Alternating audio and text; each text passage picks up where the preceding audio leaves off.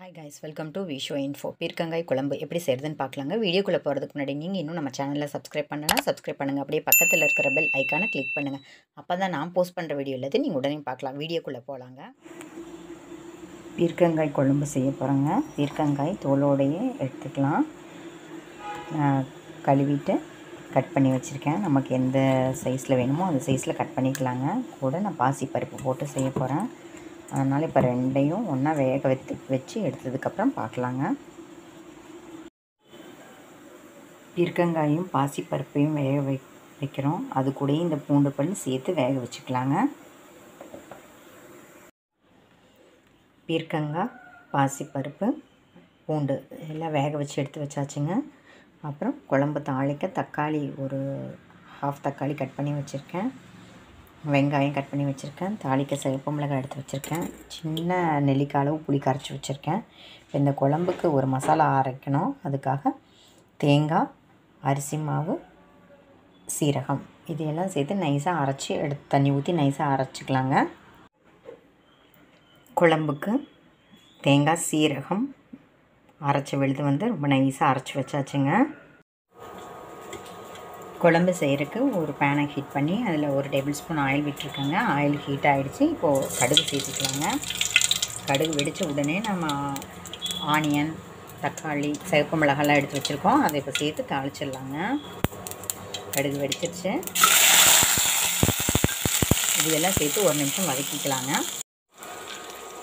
இது வதங்கிட்டு இருக்கும்போதே இந்த ரெசிபிக்கு தேவையான உப்பை சேர்த்துடலாங்க.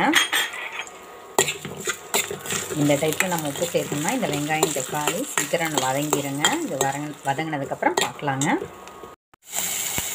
வெங்காயம், தக்காளி ஓரளவுக்கு வதங்கிட்டு இருக்குங்க. இப்போ நம்ம பருப்பு, காய் வேக வச்சுருந்த பூண்டெல்லாம் சேர்த்து அதையும் இப்போ இது சேர்த்து இது கூட நல்லா மிக்ஸ் பண்ணிக்கலாங்க. தேவையான அளவு தண்ணி சேர்த்துக்கலாம். குழம்பு நல்லா கொதிச்சிட்ருக்குங்க. இப்போ நம்ம தேங்காய் அரைச்சி வச்ச விழுது இப்போ சேர்த்திக்கலாங்க. இதுவும் சேர்த்து நல்லா கொதிக்கட்டுங்க. அதுக்கப்புறம் இந்த குழம்புக்கு தனி மிளகாய் தூள் சேர்த்திக்கலாங்க. அதுக்கப்புறம் மஞ்சள் தூள் சேர்த்திக்கலாங்க. நல்லா மிக்ஸ் பண்ணிக்கலாங்க.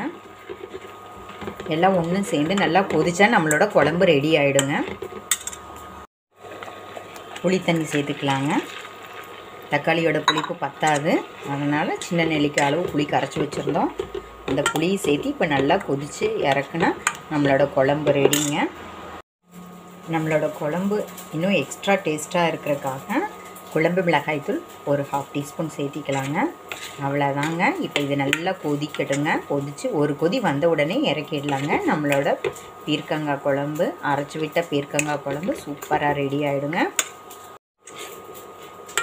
குழம்பு நல்லா ரெடி ஆகிடுச்சுங்க. இப்போ இது ஒரு பவுலுக்கு மாற்றிக்கலாங்க.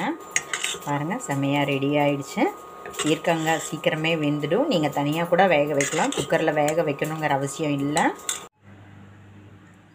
பாருங்கள், சூப்பராக செம்மையாக நம்மளோட பீர்க்கங்காய் குழம்பு ரெடி ஆகிடுச்சுங்க. நான் பாசிப்பருப்பு சேர்த்துருக்கேன். நீங்கள் துவரம்பருப்பு கூட இந்த இடத்துல சேர்த்துலாம். ஆனால் ஒவ்வொரு பருப்புக்கும் ஒவ்வொரு டேஸ்ட்டாக இருக்குங்க குழம்பு. நீங்கள் ஒவ்வொரு டைம் ஒவ்வொன்று ட்ரை பண்ணி பாருங்கள்.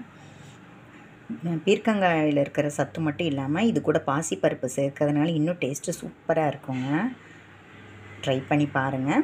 என்னங்க இந்த ரெசிபி உங்களுக்கு பிடிச்சிருந்தா லைக் பண்ணுங்கள், ஷேர் பண்ணுங்கள், கமெண்ட் பண்ணுங்கள். ஞாபகமாக சப்ஸ்கிரைப் பண்ணுங்கள். ஓகே, பாய்.